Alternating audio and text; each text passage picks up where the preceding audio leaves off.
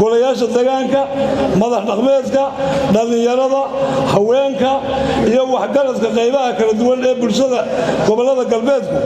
sidoo kale markii ay si dheer u darseen ee u baareen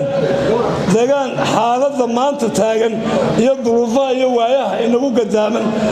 ee mandaqada sidoo kale markaan aragnay go'aanka odayaasha beelaha ee shirkii burco ee ahaa 18 madax dhaqameed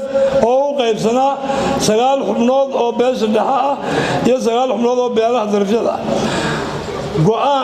go'aankoodiina laga gudbay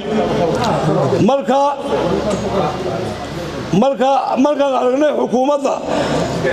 markaan aragnay xukunkii maxkamadda dastuuriga ahaa in hal mar lagu galo qoondada kuraasta doorashada golaha wakiilada ee 2005 markaan aragnay in shuruucdii dalka lagu tuntay oo la iska indhatiray waxaan go'aaminay sida hoos ku qoran go'aamadii in saami qaybsi la'aan aanay doorasho ka qabsoomayn gobolada galbeedka jamhuuriyadda Soomaaliland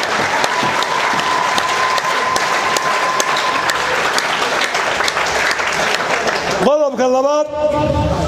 bulshaweynta gobolada galbeedka waxaan ku dhiirigelinaynaa kuna adkaynaynaa inay adkeeyaan xoojiyaanna nabadgelyada iyo midnimada jamhuuriyadda Soomaaliland ta gudahooda iyo darisyadooda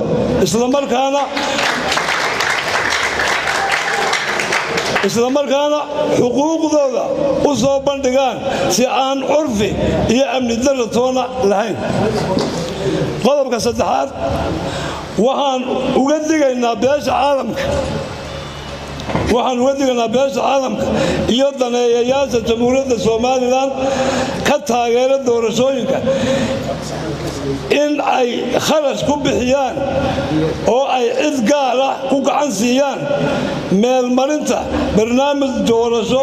oo aan heshiis lagu ahayn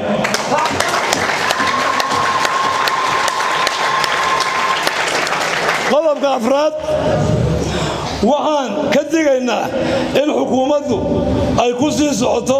cadaalad darrada ay ku qaybisay awood qaybsigii dowladnimo ee la wada lahaa sida golayaasha sharci dejinta fulinta garsoorka ciidamada shaqaalaha iyo dhaqaalaha dalka